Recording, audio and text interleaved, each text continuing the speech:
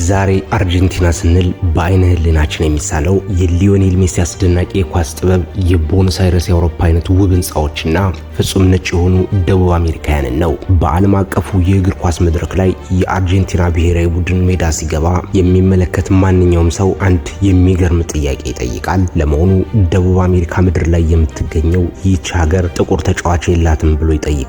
ይባስ ብሎ አርጀንቲናውያን ተጫዋቾችና ደጋፊዎች የአውሮፓ ሀገራት በተለይም የፈረንሳይ ቡድን አፍሪካውያን ተጫዋቾችን አብዝተዋል እያሉ የሚያንቋሽሹበትን አስቂኝ ድራማ ስናይ የፖለቲካና የታሪካዊ ድንቁርናቸውን በጥልቀት እንረዳለን። ሌሎች ሀገራትን አፍሪካውያን ናቸው እያሉ በሽሙጥ የሚያፌዙበት የአርጀንቲና ተጫዋቾች በገዛ ደማቸው ውስጥ የሚፈሰውን የታሪክ እውነት ለመካድ የታወሩ ይመስላሉ። እኛ ሙሉ አውሮፓውያንን የሚለው የእግር ኳስ ተጫዋቾችና የህብረተሰቡ ነጭ የመሆን አባዜ በስነ ልቦና ደረጃ የተገነባ የህዝባዊ ቅዠት ውጤት ነው። ነገር ግን ይህ አባዜ በዘር አንድም አጋጣሚ የመጣ ሳይሆን በፖለቲካዊ ሴራ፣ በህገ መንግስታዊ ኢንጂነሪንግና በስልታዊ የህዝብ ማጽዳት የተቃኘ የታሪክ ፍሰት ውጤት ነው። ነገር ግን ከዚህ አውሮፓዊ የሚመስለው የደቡብ አሜሪካ ገጽታ በስተጀርባ በደም በፖለቲካዊ ሴራና በስነ ህዝብ ምህንድስና የተቀበረ ዓለም ሊረሳው የሞከረው አስፈሪ ሚስጥር አለ።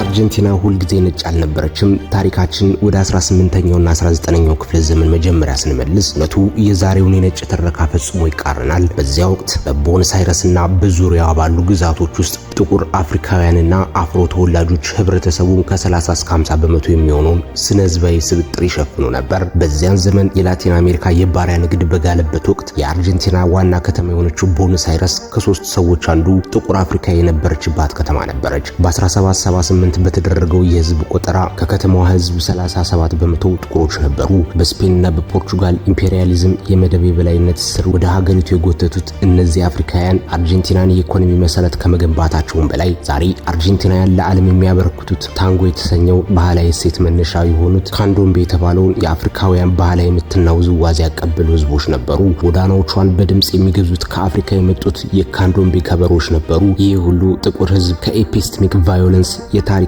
የማንነት ጭፍጨፋ ስልታዊ ሴራ እንዴት ተተገበረ የሚለውን ስናይ በዓለም ታሪክ ውስጥ አንድን ዘር ከካርታና ከታሪክ መጽሐፍ እንደ አርጀንቲና አጥፍቶ የተሳካለት መንግስት ማግኘት ይከብዳል። ይህ ድንገተኛ ማጥፋት ሳይሆን በመንግስት ደረጃ የታቀደ ስልታዊ የዘር ማጽዳትና የፖለቲካ ሴራ ውጤት ነበር። በ19ኛው ክፍለ ዘመን አጋማሽ ላይ የአርጀንቲና የፖለቲካ ሊቃን እንደ ዶሚንጎ ፋውስቲኖ ሳርሜንቶና ዋን ባውቲስታ አልበርዲ ያሉ ፕሬዝዳንቶችና የህግ አውጪዎች የነጭነት ሳይንሳዊ አስተሳሰብ የተሰኘ አደገኛ የዩጂኒክስ ፖሊሲ ነደፉ። አልበርዲ መግዛት ማለት ማስፈር ነው በሚለው ጽንሰ ሐሳቡ ሀገሪቱን ለማሰልጠን አፍሪካውያንንና አገሬውን ተወላጆች ማጥፋትና በቦታቸው አውሮፓውያንን መተካት እንዳለበት፣ አርጀንቲና ስልጡን ለማድረግ ጥቁርና አገሬው ተወላጅ ኢንዲጂነስ ደም መወገድ አለበት ብለው ያምኑ ነበር። ሳርሜንቶ በጽሁፎቹ ላይ ጥቁሮችና ህንዶች የሰው ልጅ እድገት እንቅፋቶች ናቸው፣ ሀገሪቱን ለማሰልጠን የአውሮፓ ነጭ ደም ያስፈልገናል ሲል በግልጽ ጽፏል።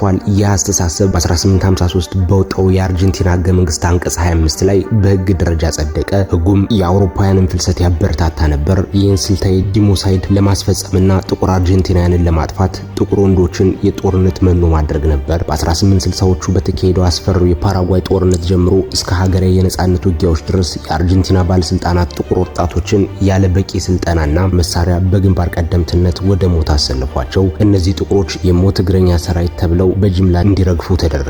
በዚህም አልቆመም። በ1871 የተቀሰቀሰውን የቢጫ ወባ ወረርሽኝ እንደ ባዮሎጂካል መሳሪያ በመጠቀም የመንግስት ባለስልጣናት ነጩን ባለሀብት ወደ ሰሜናዊ ንጹህ አካባቢዎች ሲያሾሹ ጥቁሮችን የሚኖሩበትን የሳንቴልሞ መንደር በጦር ሰራዊት ከልለው የሕክምናና የምግብ እርዳታ በመከልከል ወረርሽኙ ጥቁር ህዝቡን ጨርሶ እንዲያጠፋቸው ፈረዱባቸው። ሌላው የፖለቲካ መዶሻ ደግሞ ህገ መንግስታዊ የስነ ህዝብ ማባዛት ነበር። በ1853 ህገ መንግስት አንቀጽ 25 ላይ የአውሮፓውያንን ፍልሰት በህግ ደረጃ እንዲበረታታ ከተደረገ በኋላ 4 ሚሊዮን በላይ ጣሊያናውያን እና ስፔናውያን ወደ ሀገሪቱ እንዲጎርፉ ተደረገ።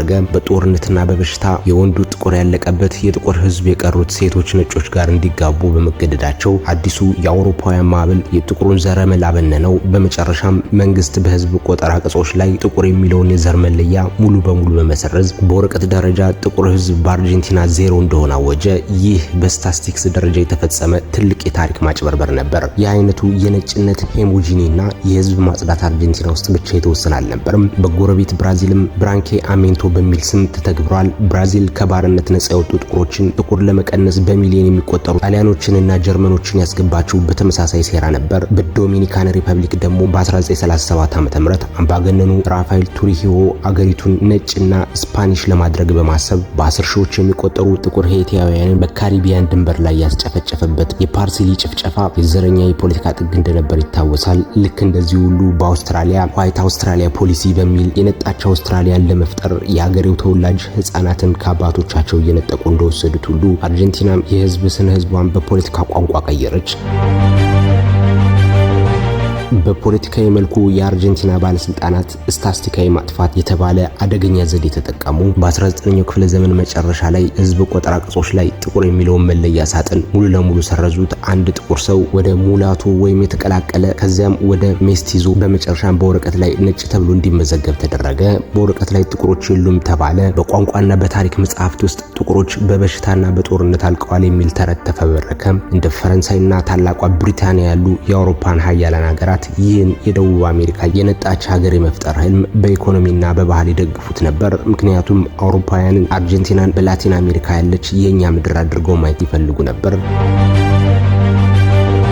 ዛሬ የዓለም ፖለቲካ በዘመናችን ያሉ ጽንፈኛ ብሔርተኞችና ፋሽስታዊ ፖለቲከኞች ከሰሜን አሜሪካ እስከ አውሮፓ ያንኑ የአርጀንቲናን የ19ኛው ክፍለ ዘመን የዘር ማጽዳት ህልም በዘመናዊ ፖለቲካ ቋንቋ እያደሱት ይገኛሉ። ታሪኩ የመካተት ቲዮሪ ወይም the great replacement theory በሚል ሽፋን የተሰራጨው የቀኝ ዘመም አክራሪነት፣ ስደተኞችን ማግለል፣ ድንበሮችን መቆለፍና አውሮፓውያን ያልሆኑ ህዝቦችን እንደ ስጋት ማየት ያንን አሮጌው የሳርሜንቶና የአልበርዴ የዘረኝነት አስተሳሰብ መልሶ የመቀስቀስ ሙከራ ነው። እነዚህ ዘረኛ ፖለቲከኞች ሀገራቸውን ወደ ተነጠለ ስነ ልቦናዊና ህዝባዊ ቀውስ እየመሩት ይገኛሉ። አርጀንቲና ጥቁሮቿ በደምና በወረቀት ላይ ለማጥፋት ብትሞክርም የጥቁሮች አሻራ ግን አልጠፋም። ዛሬ በዓለም አቀፍ ደረጃ አርጀንቲናን የሚወክለው የአርጀንቲና ባህል መገለጫ የሆነው ታንጎ የታንጎ ውዝዋዜና ሙዚቃ መሰረቱና ስሙ የመጣው ከአፍሪካውያን ታምቦርና የባሪያዎቹ ውዝዋዜ ነው። አርጀንቲና የታሪክ ተመራማሪዎች እንደሚሉት ዛሬም ቢሆን ከ5 በመቶ በላይ የሚሆኑ የአርጀንቲና ህዝብ የአፍሪካውያን ደም በስሩ ይፈሳል። ነገር ግን አገሪቱ ባለፉት 150 ዓመታት በሰራቸው የታሪክ እጥበት ምክንያት አብዛኞቹ ራሳቸውን እንደ ነጭ ይቆጥራሉ። ነገር ግን ታሪክን በህግ ቅጽ ወይም በእግር ኳስ ማሊያ ስር መሸሸግ አይቻልም። ዛሬ የሳይንስና የዲኤንኤ ምርምሮች እንደሚያረጋግጡት እኛ ነጭ ነን ብለው ከሚመጻደቁት አርጀንቲናውያን መካከል ከ5 እስከ 10 በመቶ የሚሆኑት በደማቸው ውስጥ የአፍሪካውያን ዘረመል አሻራ አለባቸው። አርጀንቲና እግር ኳስ ተጫዋቾች ሜዳ ላይ ቆመው የሌሎችን ሀገራት ጥቁርነት እያዩ የሚቀኑበትና የሚያፌዙበት ወቅት የራሳቸው አያቶች ደም በደም ስራቸው ውስጥ እንደሚፈሳ ያውቁትም። የአርጀንቲና ጥቁር ታሪክ በፖለቲካ ሴራ የታፈነ በደም የተጻፈ ነገር ግን በምንም አይነት የነጭነት አባዜ ሊደመሰስ የማይችል ሕያው የእውነት ምልክት ነው። አርጀንቲና ነጭ አገር የሆነችው ተፈጥሯዊ በሆነ መንገድ ሳይሆን በወታደራዊ ግፍ፣ በበሽታ ቸልተኝነት፣ በህጋዊ ዘረኝነትና በስልታዊ ታሪክ እጥበት ነው። ይህ ታሪክ የሚያሳየን ፖለቲካና መሪዎች የሰውን ዘር ከካርታ ላይ ለማጥፋት ምን ያህል አደገኛና ጨካኝ መንገድ ሊከተሉ እንደሚችሉ ነው። ዛሬ አርጀንቲናውያን በእግር ኳስ ሜዳ ላይም ሆነ በዓለም መድረክ በነጭነታቸው ቢመጻደቁም የትናንቱን አፍሮ አርጀንቲናውያን ደም በባህልና በመስዋዕትነት ከሀገር መሰረት ስር ሊያወጡት አልቻሉም። ታሪክ በወረቀት ላይ ቢሰረዝ፣ በህዝብ ቆጠራ ቅጽ ላይ ቢደበቅ፣ በሽሙጥና በዘረኝነት ጭንብል ሊሸፈን ቢሞከርም እውነቱ ግን ሁልጊዜም በደም ስርና በትናንት ታሪክ መዝገብ ውስጥ ሕያው ሆኖ ይኖራል። የዛሬው ትረካችን ለእነዚህ የታፈኑ እውነቶች ድምጽ የሚሆንና ታሪክን ጭንብል ገፎ የሚያሳይ ነው። አብራችሁን ስለቆያችሁ አመሰግናለሁ። ሀሳባችሁን በኮሜንት አስፍሩልን። ቻናሉን ላይክ፣ ሼር እና ሰብስክራይብ በማድረግ የቻናላችን ቤተሰብ እንዲሆኑ በአክብሮት ጠይቃለሁ። በሌላ ታሪክ እስከምንገናኝ ድረስ መልካም ቆይታ።